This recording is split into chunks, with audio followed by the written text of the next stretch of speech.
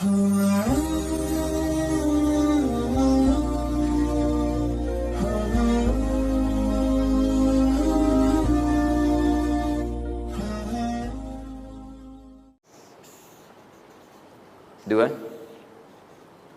tiga.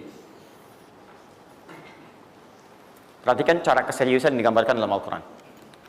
Teman-teman, kalau saya sebutkan sa'ah dalam Al-Quran, mungkin agak banyak kita mencarinya, butuh energi. Tapi kalau saya ilustrasikan begini, antum insya Allah akan lebih cepat menemukan. Kalau kita haji atau umrah, kemudian ada ritual setelah tawaf, namanya apa? Sa'i. Apa itu sa'i? Tuh kan, lari-lari kecil. Kalau lari-lari besar, maraton. Kan sudah saya tuliskan di atas. Sa'i itu kan dari sini tulisannya. Ya. Dari mana sa'i itu? Safa ke Marwah.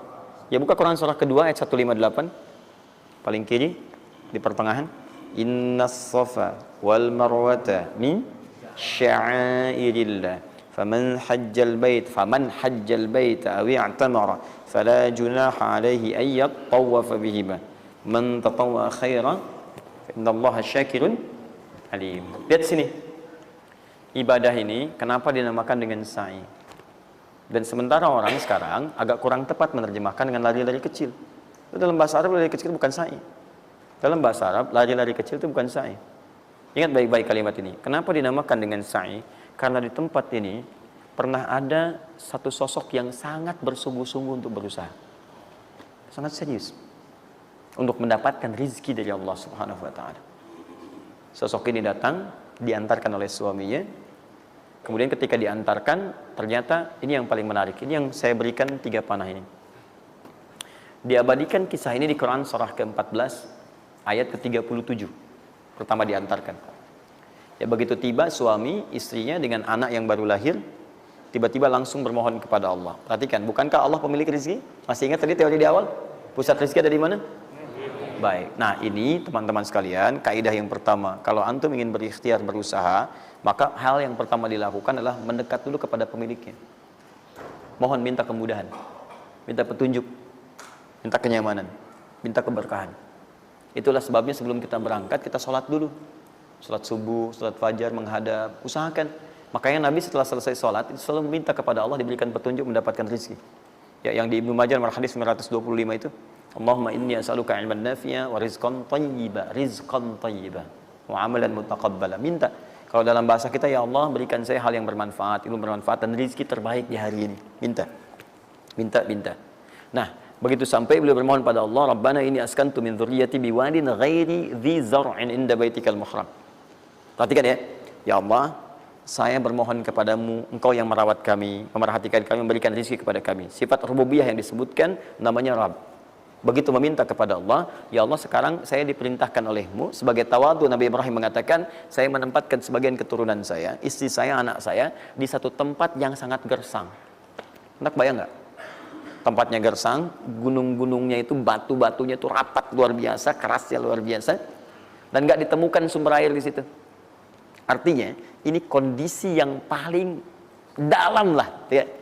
Kondisi yang paling sulit didapatkan. Jadi selevel tumbuhan pun nggak ada. Jadi saya mau katakan begini, lihat ya. Anda pergi ke satu tempat, Anda berusaha tuh masih ada, Google-nya ada, bangunannya ada, kendaraan ada, modal ada, tinggal kelihatan semuanya jadi aktiva semua tuh. Tinggal kita olah aja. Ada orang yang pernah mendatangi tempat yang semuanya nggak ada bahan-bahannya. Bayang ya? Kosong. Tuh, saya pernah satu kali waktu ada krisis itu, beberapa ke belakang, itu semua showroom macam-macam itu pada jatuh. Dan saya diundang ke Hyundai untuk ngasih motivasi, ngasih training. Pertama kali saya dibawa itu, teman-teman sekalian, saya dibawa ke showroom mereka, selapangan tuh, isinya mobil semua. Mobil, apa perkataan pertamanya? Kata manajernya, Ustaz, itu biasanya kami kosong nih. Sekarang banyak seperti ini katanya. Mohon nanti diberikan gambaran seperti apa kami mesti semangat macam ini. Saya bilang, Pak, Bapak itu luar biasa ya. Tahu nggak Pak, orang yang pertama kali menemukan mobil, jangankan mobil begininya, bahannya aja susah nyarinya. Masuk kemudian ke showroom aja nggak ada, di belakang rumahnya cuma otak-atik cari bahan macam-macam, jadi yang sederhana. Ya dari situ aja jadi mobil. Bapak sekarang udah ada mobilnya, tinggal dipasarin aja. Nah sekarang banyak orang banyak mengeluh. Nabi Ibrahim dulu cuman bawa istrinya ke tempat yang gersang luar biasa, nggak ada potensi apa-apa, materinya kosong, itu gersang, tumbuhan nggak tumbuh.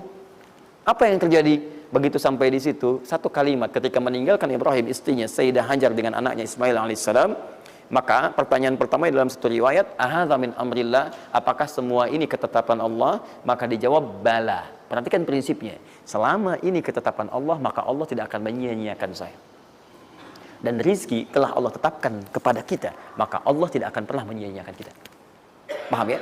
Jadi kalau Anda ditempatkan di kondisi apapun, bahkan mulai belum bekerja, baru lulus kuliah, bahkan mulai baru membuat satu bisnis misalnya, atau macam-macam halnya, ingat, ada yang lebih buruk kondisinya daripada Anda, yang semua bahannya bahkan belum didapatkan. Dan dia yakin dengan Allah. Sepanjang Anda punya Allah, maka semua akan mudah bagi Anda. Ini prinsip yang pertama. Jelas ya? Nah, kalau sudah paham sampai sini, belum berhenti karena ada komitmen untuk usaha. Apa usahanya? Maka Ismail menangis satu saat dan Allah tetapkan ASInya nggak keluar dari ibunya. Begitu tidak keluar, nah anak ini kan pasti bergejolak. Tangan bergerak, kaki bergerak, disimpan di bawah. Saat bergerak itu kakinya menghunjam ke tanah, tangan bergerak, nggak keluar apapun. Ibunya ini yang menempuh usaha yang sangat serius untuk mencari. Dia tahu kalau cuma diam nggak akan datang. Maka ibunya menerapkan satu ketentuan pertama yang nanti diabadikan dalam Al-Quran, yaitu teori rezeki dengan ikhtiar, mencari cara yang serius. Nah, cuma apa yang akan kita keluarkan saat ini terlepas dari usaha apapun yang Anda kerjakan saat ini. Tapi teori dasarnya adalah ketika Anda menempuh usaha yang serius ini, ada beberapa tahapan yang mesti Anda lalui. Persoalannya, waktu saya sudah habis 9:30. Nah, saya mau minta sedikit aja, boleh nggak saya tambah 5-10 menit? Alhamdulillah.